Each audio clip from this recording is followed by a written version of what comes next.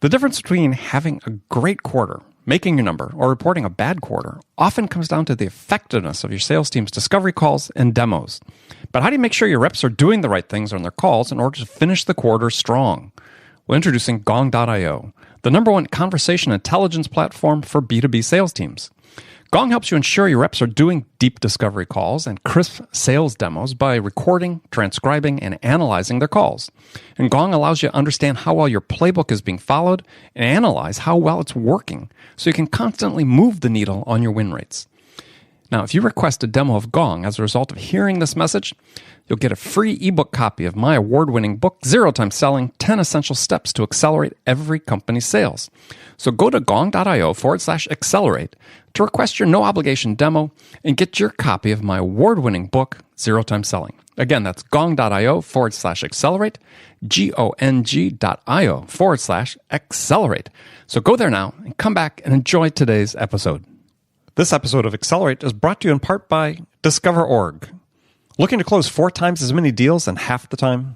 Discover.org's industry-leading, human-verified sales intelligence gives you all of the data and insights like direct dials, org charts, planned projects, verified emails, and executive moves you need to stop wasting time on research and spend more time talking to the right decision-maker with the right message at the right time. Their team of 250-plus sales researchers do all the work so that you don't have to. 2,500 companies are already using Discover.org to win more deals. So check them out at www.discoverorg.com. That's www.discoverorg.com.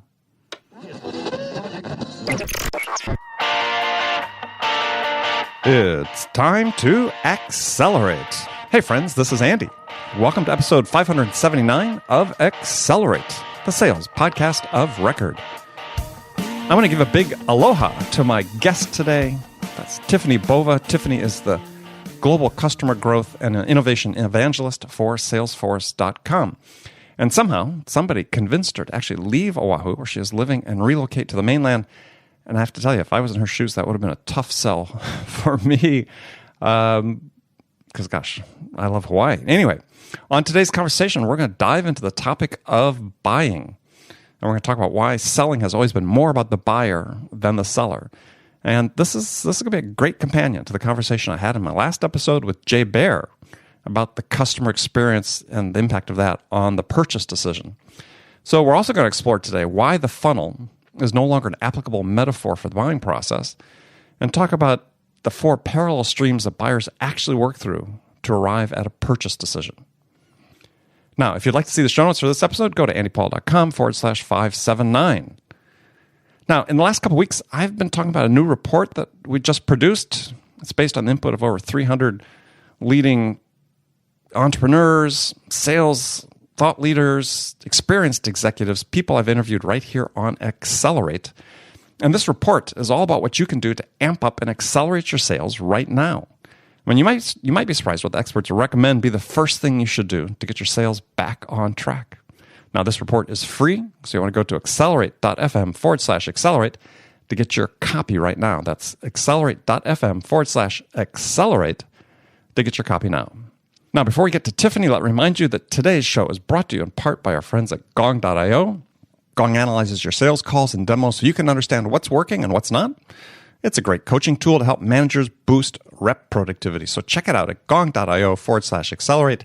If you do that today, you also receive a free PDF copy of my award-winning best-selling book, Zero Time Selling. And in case you missed at the beginning of the show, this episode is also brought to you by our great partner, Discover.org.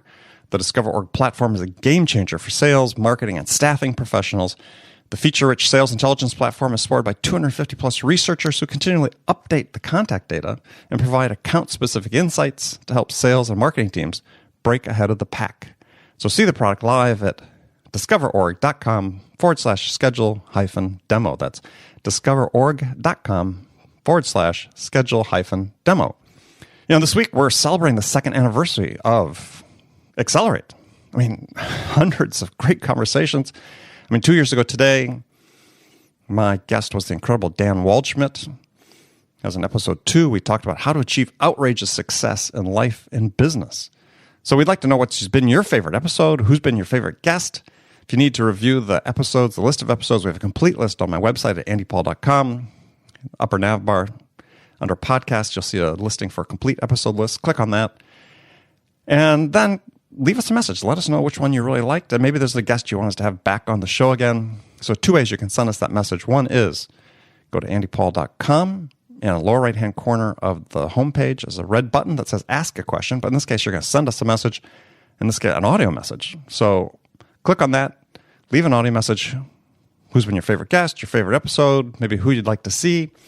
Everybody that sends us a message will send you a signed copy of my best-selling book, Amp Up Your Sales. Just need to remember to leave us your mailing address. All right. So finally, before we get to interview, I remind you that we also want to hear your questions about sales and sales management, the challenges that you're facing on a daily basis, and how maybe we can help you with that. So each week, if you submit a question, I'll choose one from those submitted the previous week, and we'll answer that with my co-host, Bridget Gleason, on the Friday episode, Frontline Fridays. The winner, the person who submitted the question we answer, will win a free half-hour coaching call with me. That's more than a $250 value. So don't delay. You want to send those today. So 2 ways to send your questions. 3 ways. You can connect with me on LinkedIn and send it to me via LinkedIn, as one person has done. Otherwise, you can send it to me at andy@andypaul.com. Or again, go to the homepage of andypaul.com, red button on the lower right-hand corner. It says Ask a Question. Click on that. Leave us your question via an audio message. And if it's the winning question, with your permission, we're going to play that on the air. All right. Give us your questions. I think we took care of all the business we need to take care of, so let's jump into it now with Tiffani Bova. Tiffani, welcome to Accelerate. Oh, thanks for having me. Or I should say aloha, maybe. Yes, always aloha. It's always better. Always better, yeah. Aloha and mahalo. So, as a Hawaii native. So, standard question I open the show with for all my guests is, in your opinion, what's the single biggest challenge facing sales reps today? So I'll answer that professionally and then personally, because I think it's two different answers. Yeah. Sure. I think the challenge is now that the customers are far more in control. And I know that it's probably a topic that's been overexposed. Yes. But yeah, I mean, whether it's, Gartner research or CEB research or the challenger sale, or just pick one, right? Mm-hmm. I'd say that the customers are more prepared.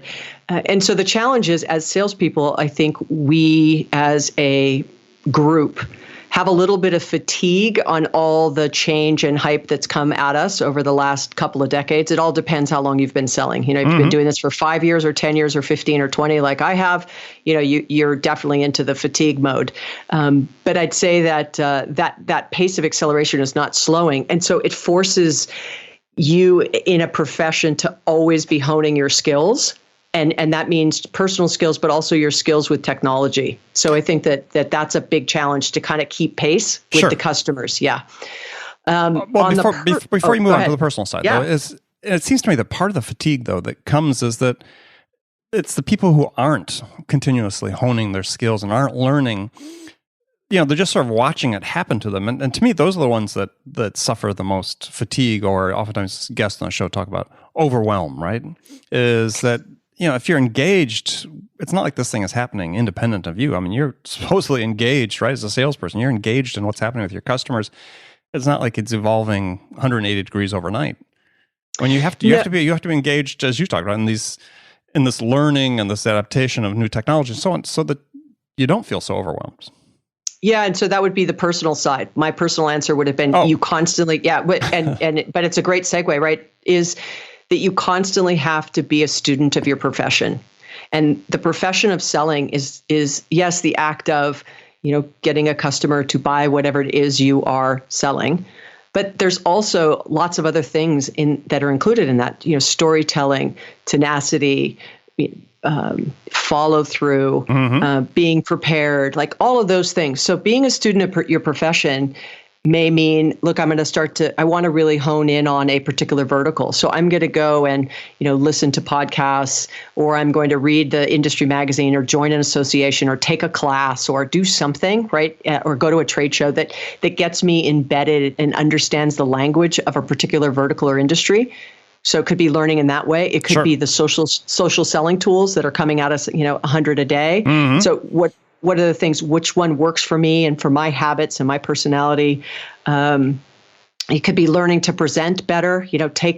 Someone asked me the other day, what would you recommend? Because I speak a lot, and how did you get better? And I said, this guy happened to be an introvert, super introvert, and I said, maybe go take like a drama class, right, Mm-hmm. or an improv class. Absolutely, yeah, improv. and just get out of your comfort zone. So when I say on the personal side, challenging is you constantly have to be challenging yourself to learn, and I think.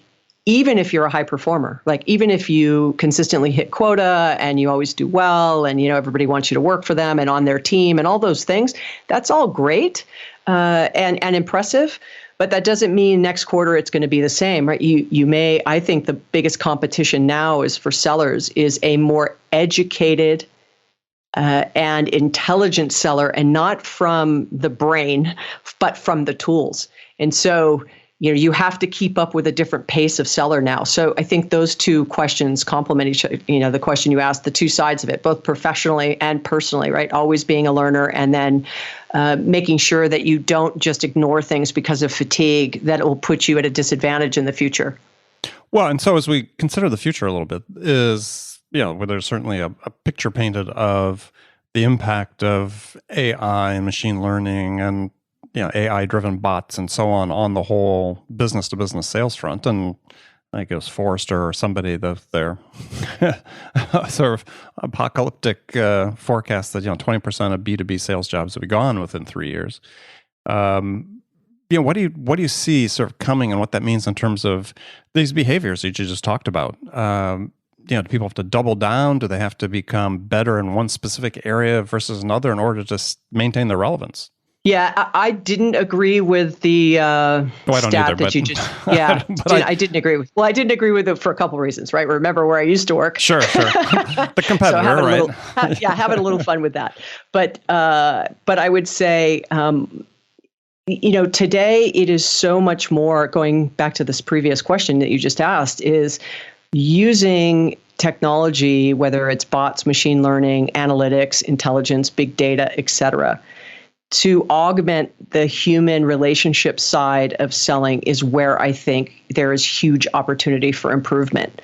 I think salespeople who ignore or, sort of push aside the fact that I'm never going to be replaced or that's ridiculous. It isn't about the rise of the machines and the replacement of the human. It's about empowering people to do things differently, to work smarter and more effectively in a time compressed window where customers, prospects are making decisions so much more quickly and are so much further down that buyer journey, right? So you have to marry the two with, I think it will always augment. And so I do think the greatest competition for any seller is if you are a seller who doesn't use analytics and intelligence and bots and all the things that are now at your disposal, and you're competing against someone who does, even if you have a superior product, you risk being outsold because of it. And I think there are those some layers of sales though that are a little more threatened than others. I mean, I'm with you. I mean, I don't think that I think you can sort of make it happen to yourself if you just sort of get complacent. But it seems like look at the way we sort of structure SaaS sales these days. It seems like, and we're already seeing some of this, right? That maybe at the SDR level, that there are technologies that come in that could substantially supplant what they're doing.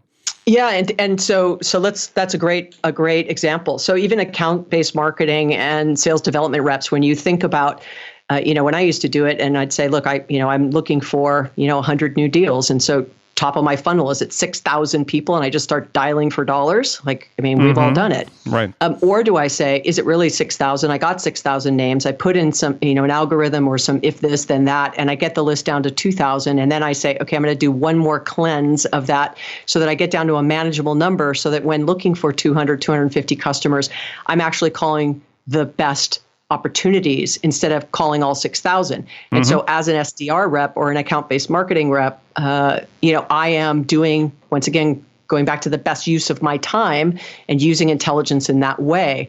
I think that has huge opportunity for I think sales development reps can become much more effective. I think account-based marketing can be much more targeted. I think if you're, once again, not using those tools, then you're at the 6,000 names and you're just trying to drive through the funnel. Well, I mean, but my question was, and your example is a good one to sort of pursue is, yeah, if you're trying to parse 6,000 down into, let's say, the 200, 250 names, is if you have specific specs, I mean, you could have an algorithm. Basically, the machine could do that for you in a heartbeat. Yep. So, I'm actually saying that. Okay. That's what I'm saying. Well, I'm saying, but then where's the value for the SDR at that point? Still making the phone call? Because already there are people talking about, yeah, I've got bots. Like if all we're doing is setting up an appointment for a demo or something, I've got a bot that can do that. Yeah, it goes back to that personal side of it. Machines not replacing the relationship, right? So I think replacing and I'm not by any stretch saying that what an SDR rep does or someone in account-based marketing is it's mundane in its function. It's very important. But the task is something that can be automated. But the relationship, I don't believe is. Well, I agree. So, yeah. So if you take it from 6,000 to 250, then the SDR rep is just always working the best 250. And now they can do really unique things around, video selling or, doing things that are much more compelling door openers with, once again, going back to that, I'm really prepared. So I think that the culling of those names, I don't know about you, but when I used to have to call down 4,000 names, I would much rather have preferred a machine doing it for me. Absolutely. Than doing it myself, right? And then just getting to that 250. Yeah. I was going to say, then you can really personalize it, right? I mean, Absolutely. the sort of the fiction of a lot of goes on at the SDR level is we're doing this quote unquote mass personalization, which is a fiction we all sort of adhere to. But if you can really get it down to 250 names, then you can actually then start working on building that relationship. And I don't know if you've read Jeff Colvin's book, Humans Are Underrated, but he talks about, in this age of automation that, the skills that are going to be most emphasized and valued by employers are becoming more human, right? is having more empathy, being able to build relationships, collaborate, co-create with customers. Those are the things that if you can really develop, become more valuable. Right. And there's no way you can do it at a scale of 5,000 or 6,000, but you can find a way to do it at 250. Absolutely. And that also makes the assumption that we're talking about the relationship between human and human. Yes. But we also have this automation happening of machine selling to machine. If I work on a manufacturing floor and I need 1,000 more widgets and the machine knows that I have an order for 5,000 and I only have 4,000 widgets on hand, that the machine automatically orders out an additional 2,000 or 3,000 widgets, and that may have quote unquote replaced a salesperson. Let's just play that out. Right. And probably has to a certain degree. And probably already has, right? Yeah, if not years ago. But that doesn't, yes, absolutely. But that doesn't then mean that that salesperson now isn't now in there talking about, how can we do just-in-time manufacturing and maybe more services? And so they're not worried about the widget and they're not driving in a car and they're not, doing all these additional expenses that now it's far more accurate. They can do pipeline, they can do predictive analytics around, what do they think they're going to close because the machine starts to learn, the business ebbs and flows, and now you can be much more focused on, as a seller, the success of your customer in whatever it is they're building with that widget, right? So now I can refocus onto customer success versus worrying about the widget. And so what always cracks me up is I say, I'd love to listen in on the pipeline call between the thing and the thing when they're talking about what orders are in the pipeline, right? And hey, man, this one has slipped. Like, I want to hear that call, between the machine and the machine. So, you can have some fun on it. But then how do you wrap around experience when things are selling to things, right? Because now you have this supply chain, and I use that in quotes. Right. I don't mean the traditional supply, but the selling process, if you will, may bounce between human, machine, machine, machine, human, human, human, machine, right? I mean, you may be bouncing between those two, whether it's analytics and then something pushes to a sales rep and then they follow up the human, then they enter it into the CRM system, or it happens automatically. And then the machine does something else and then it drops something back into their calendar, and so it's this back and forth between automation, machine learning, and intelligence and the human side, where the customer only maybe sees the human side, which is great. But if you have a long tail of thousands, tens of thousands, hundreds of thousands, millions of customers, we know that it becomes far more automated, and automating or scaling personalization in automation is really tough. Yeah, no, I love talking about this stuff because it's, whatever we predict is probably going to be wrong, but to some degree. But but there is this change coming, as we've talked about, and it's I don't know. I was just talking to somebody who has just written a book that's basically, the premise is that salespeople are just being complacent and passive overall. His overall impression, and it's like, well, if that's really the case, then, which I don't necessarily agree with at all, but you see sort of a doom and gloom scenario coming, because it's like, okay, if you're really passive, then you're not investing in the things that you spoke about early on, but they need to invest both personally and professionally in order to maintain relevance. Yeah, and I think it's like this in every profession. I find it fascinating still, and throughout my career, I've gone from, I call myself a recovering seller, which some people take offense to that statement, but which is always funny, because I'm like, it's because I still feel like I bleed sales blood, even though I don't carry a quota. And really doing podcasts like this and the work that I do is about fighting the fight, the good fight, right. For salespeople, et cetera. So I feel like I vicariously get to sell through this wonderful community known as salespeople. But, I would say this is that we just haven't been able to cross the chasm of getting sales to not be sort of like the other four-letter word. We've got MBAs on marketing, and you've got, but we don't yet have it pretty widespread on sales. It's kind of just, it's an electoral, or it's part of the MBA class, or it's part of the, MBA marketing class. And so you've got professors, as you and I know a number of them in common at USC, Steve Martin or Frank at Harvard, there's a number, but it's not very prevalent. And so, the other day there was a Twitter handle that said, 3 words to disappoint your mother, or something like that. The hashtag was 3 words that disappoint your mother. So I tweeted out, I want to be a salesperson. I'm going into sales, right? And so it's sort of this, profession that has this underbelly tone to it. And I think people don't take it seriously, because I think everywhere in life we sell in some way. But those that, make their living and, build their families and their homes and their retirement and everything around the craft and profession of selling, you have to take it seriously like any other profession, not, I'm doing this, for a little bit, I'm working at this retailer, or I'm selling cars, or whatever, just sort of part-time as I do something else, versus a career salesperson. Is like any other career. You just have to. We have to, as an industry, right, find a way to position it as something of value, and not as we have to have it. Well, and so here's an interesting question. I think it's an interesting question for you. Is this perception of sales, in my experience, and mine is longer than yours, is that, yeah, we have this perception from the outside of salespeople not always being a positive perception. But I've worked in lots of companies where it really started at the top and had the same perception, right? That sales was this necessary, quote unquote, evil. And so I think when we talk about changing the culture, it works in both directions. It has to start within a corporation as well as external with the customer. Yeah, and what I think, there's a couple of things. I think that, and I totally agree with that comment.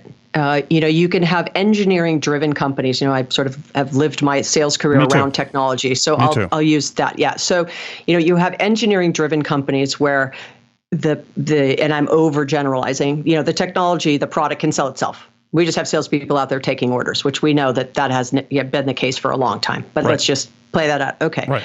Then you'll have some that are very operationally efficient led, right? They're just driving cost out so that they can increase profit, and they're selling, et cetera. And then you have some that are very, customer, now much more than ever, right? Customer centric, customer experience, customer success driven. And then there's some that are very sales driven. You're right, it has to start at the top. And I would say that over the last probably decade, especially in technology sales, the gap between the marketing and sales organization, I fear, has gotten larger. And so that animosity sort of pointing back and forth. And some people listening may say, oh, that doesn't happen at my company. And it may not happen at the executive level. But when you're talking about an individual quota-carrying rep who goes, marketing doesn't add any value, and marketing goes, sales never follows up on my leads. I mean, that kind of stuff. Yeah, I mean, that kind of stuff. This is where it has to now, with that customer, going back to this commentary that's been going on for a long time around the customer's more in charge, et cetera, is it for the sake of the customer, marketing, sales, and now customer service has to be so tightly connected, because if they're not, the implication is the fact that the customer has a really horrible experience with the brand. And executives start to notice that in a number of ways. Sales is declining, churn is increasing, CSAT is declining, net promoter score is declining, et cetera. And then they turn, and it's so funny when people go, oh, well, I think, marketing owns customer experience. And someone will say, well, I think customer service owns customer experience. And then, the customer experience officer or chief customer officer says, I own customer experience. And I always say, listen, the customer, when they have something that is really good to share or they need something, they don't pick up the phone and go, hey, I want to talk to the chief marketing officer or the product marketing guy or the CFO, or that's not who they say. They say, I want to talk to my sales guy. And when there's a problem, same thing. Yep. They'll say, I got to call my sales guy. So the salesperson is at the front line of, I want to tell you something really good, and I also want to tell you something really bad. So if you don't, as an organization, understand that the connection point between the brand and the customer, more often than not, is a person who carries whatever title, but the role of selling. Right? And so now that's why I said customer service, even more so, upsell, cross-sell, churn, saving a churn or an account save. We even have some stats out there that are saying 25% of quotes leaving CRM systems are now going to be generated by customer service agents. Oh, customer success, I would expect. Yeah, probably. Yeah. Well, I mean, I think there was a stat I heard about the SaaS business in the Valley that already today, more than 50% of the revenue is generated through customer success. Yeah, and that's a sort of a new term, right? So customer success means what? I was on a panel a number of months back, and I had fun with a friend of mine, and we were talking about what's the difference between customer experience, customer success, customer service, sales, right, et cetera. And I'm of the mindset that customer experience is what a customer feels. So we want them to feel good about our brand and how they experience it online, offline, with the product, et cetera. And that's hard to quantify, in a metric, if you will. Customer success may be, hey, listen, we happen to sell e-commerce software, and we can see that customers who have deployed our software are selling millions, hundreds of millions, billions of dollars through our stuff, right? We are helping them be successful in their business. And so the metric may be, are they growing? If they're growing and they're using our technology or our products or whatever it might be, then we're helping them grow, then they are having success with us. And so someone who's responsible for making sure the customer is successful using whatever it is you're selling, I think that that's success. Also, tough to measure. Customer support, right? Maybe it's still kind of, there's a problem, and so someone calls. And I agree with not always making it associated with problem, which customer service may be. Right. So I like it if it is really a true cultural mindset shift. But if it's just, hey, it's the new word of the week, and I'm going to spin it up, so that now my customer service agents are now customer success agents, and nothing has changed from the behavior or the tool or the metric or anything, then I'm not a fan. No. Well, I think it's interesting. You brought this up in an article that you'd written that I was just reading recently, is that, one of the real problems with customers and with sales organizations is it's a problem for the customer if they feel that every different person they speak to at your company sounds like they're coming from a different company, as opposed to having alignment around how they deal with the customer. And, well, that's what I was saying, that connection between those three, right? Yeah, absolutely. And I was just sort of reiterating that because it's oftentimes people don't consider that at all. And it doesn't really matter how large or small a company or enterprise you are, they're selling to a customer. Yeah, they need to, if they feel like it's a distinct experience dealing with sales versus customer success or customer service versus whomever else customer facing person they deal with, that leads to churn. Yeah, absolutely. And I think it's three things. I think the silos between the teams, I'm just going to focus on customer-facing teams at the moment, sort of, customer service, marketing, sales. The silos between those teams, in my opinion, it is driven by the metrics not aligning. Oversimplifying. Marketing, how many leads? Good, bad, doesn't matter how many leads. Once again, oversimplifying. Sales, did you sell it? Did you not sell it? Did you hit your quota? Did you not hit your quota? Once again, oversimplifying. And then service, how fast did you resolve an issue from the customer? Get off the phone in 2 minutes. And if you think about those just at face value, they're running those teams, individual contributors, in three very different directions. And so until, once again, at the executive level, there may be alignment. At the individual contributor level, that gap gets big when the metrics don't align themselves. So if you say, well, the executives are measured at overall company churn, overall company revenue, and overall company net promoter score. I'm just saying that, right? How do you translate that to an individual contributor? Maybe that you have to get a shared common metric across those three.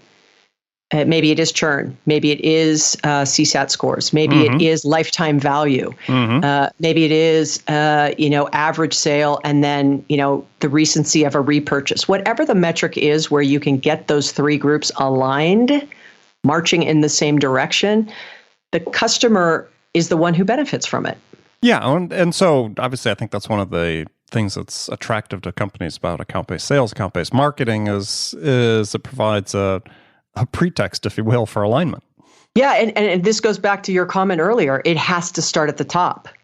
And so if it isn't about aligning the execs, right, it's about really thinking about that we just did some recent research at Salesforce on sort of high-performing sales teams, high-performing marketers, and high-performing, customer service. We have 3 separate reports. And if you look at the top 3 things, and everyone says collaboration is key, but then the metrics are misaligned. And so when you see high performers and you double click underneath that, you definitely see it's because they have collaboration, aligned metrics. The teams are, often collaborating on a deal. There's very smooth handoffs. There's sort of natural behaviors. But if the executives try to create a much more, there's kind of no other way to say this, right, competitive environment between the 3 groups, right? It backfires, right? I get competition, and I think competition is good, and I think there are certain personalities that are driven by competition, but there are other personalities that are not driven by competition, right? They're driven by the relationship and collaboration, and then so not everyone is motivated by the competition. Even people in sales, not everybody is motivated by the competition. Well, and it's sort of strange credulity to say, well, on what basis are marketing and sales competing anyway? Right? I mean, well, you could argue. Well, you could argue that today, right? Because marketers say we own the buyer journey, and if you read the CEB stats or others, right, they're 68% through the buyer journey. So you could argue marketing is doing 68% of the heavy lifting of quote unquote selling. So what do we really need salespeople for? Because then at the end of that 68%, all they're doing is taking an order. Right. And being the devil's advocate here. Right. And then you have serious decisions that's, looks at it completely differently. So in terms of how far you're into that buyer's journey. So, I mean, that said, everybody's got their stats, but I look at the example you brought up as sort of a turf war, not a real competition, right? I mean, I look at competition as, we're going head to head to achieve something, and I'm either going to achieve it or you're going to achieve it. And I see the turf war, but I don't see the competition, right? So it's like, I understand this. See, I've worked for CEOs that thought, hey, this creative tension between sales and marketing is something we want to cultivate because, it creates better outcomes when it never does. Yeah, and I think to your point, and I agree with you, I would say it's slightly different as the sort of the control, right, and ownership. Yeah, we're fighting for the steering wheel. Yep, we're fighting for the steering wheel, yet we're all in this car. And we're running down the road 60 miles an hour. We're fighting over the steering wheel. Yes. So if I'm like looking that there's a truck on the right and I let the driver know, hey, there's a truck on the right, or hey, I'm on my app and I see there's traffic up here. Maybe we can take this exit and bypass the traffic. And we're all sort of politely co-piloting. We're all going to get there, much more safely and quickly and efficiently. And so I think you're right, groups will fight for the steering wheel. And in certain situations, there's no way everyone can own it. And there's certain parts of the buying journey and the selling process that are owned by various groups at various times. But what's most important is the handoff between the two and the 3, right? And the communication between them. Yeah. The single source of truth, et cetera. Yeah. Well, it sort of gets back to a fight for relevance, right? Everybody wants to be seen as being relevant. And I think that sort of gets heightened as part of what we talked about early in the conversation about, automation that can assume, larger percent of the roles that perhaps some of these groups are doing, that these turf wars suddenly have higher stakes than before. Yeah, and I think as an individual contributor, if they're listening to this podcast, it would be always, it's really tough. This is a statement I make a lot, where we have to not think inside out, like this is my process and I'm trying to drive the customer down my process because that's what I've been trained to do and that's what I'm measured to do and that's my productivity scores, et cetera, right? And it's really difficult to get a salesperson who's so driven by those productivity to flip for a second and say, hold on, what's best for my customer? Like if I really know my customer, it's not right for them to buy right now, me pushing them to buy may mean that they churn faster. So if I paused and said, you know what, let's give it a couple weeks, let this new person who's just joined get up to speed and let's revisit it, the customer will trust you so much more. So it's really hard for a seller to let go of that process and that control and trust the fact that if they do what's right by the customer, in the end, it will always work out. Whether they don't buy from them today, they may buy from them 6 months from now or the next year or your next job or their next job. They will always remember the sales reps that behave in that way, going back to the owning the behavior comment, right? It's tough for sellers because they're so measured, right? And there's there's so much productivity watching them on what they did all day and every day. They just have to learn how to trust the process and communicate with their managers in a way that explains what's going on in the customer's environment. And you just have to have enough in the pipeline all the time to make up for the fact that some may slip, but not trying to force them back in. Yeah, well, absolutely. And it's not just trust in the process. They have to have trust in themselves. And this is a point that I've talked about with a lot of guests on the show is that part of, I think, the downside of some of our technologies we had is that we see sales reps just sort of feeling like it's more important to sort of conform themselves to the specific process and metrics rather than, as you said, do what's best for the customer.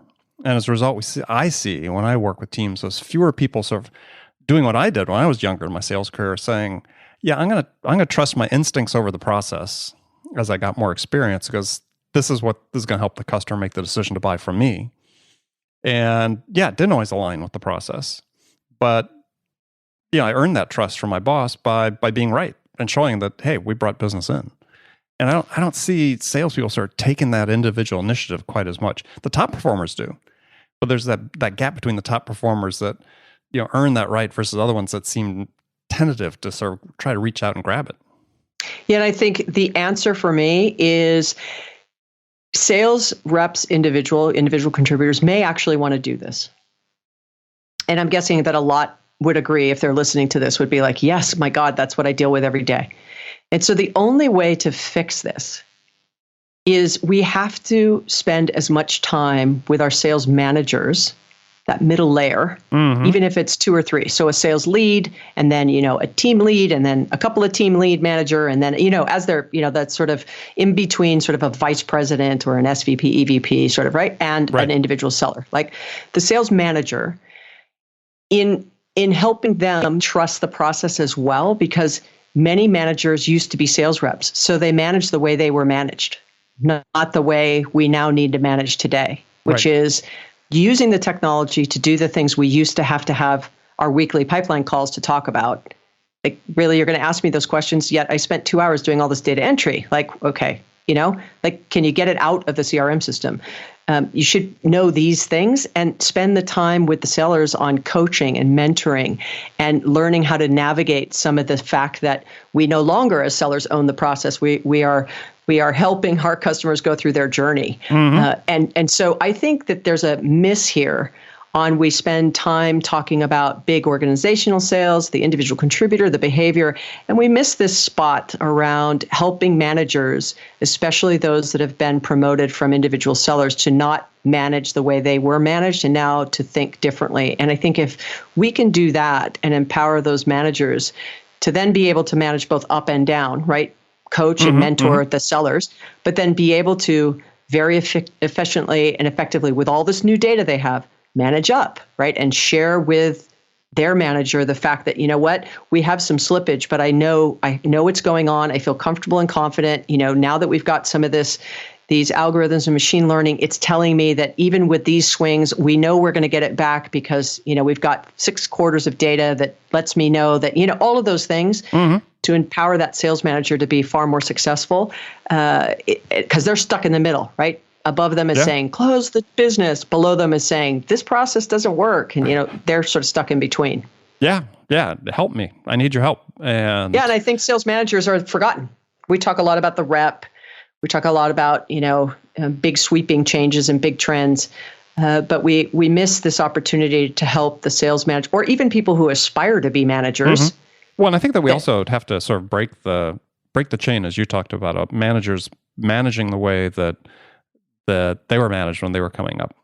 Because, and one example I'll give is, we put all this pressure, and we talked earlier in the show about the necessity, the requirement for individual contributors to, at all times, be engaged in continuous learning, to up their game, to learn the skills and the relationship skills and so on. They need to maintain relevance and the technology skills.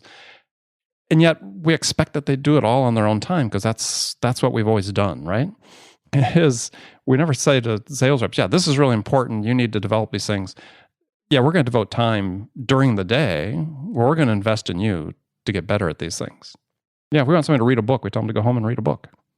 Yeah, and I think that goes back to the management, right? Yeah, where you say, listen, I need you to take an hour a day. Like, where I work, we've got something called Trailhead, which is a great learning tool that's offered both to our customers and our internal employees and non-customers about all kinds of topics: storytelling, diversity, hiring the right salespeople, like, how to open a sales call, how to, it could be anything.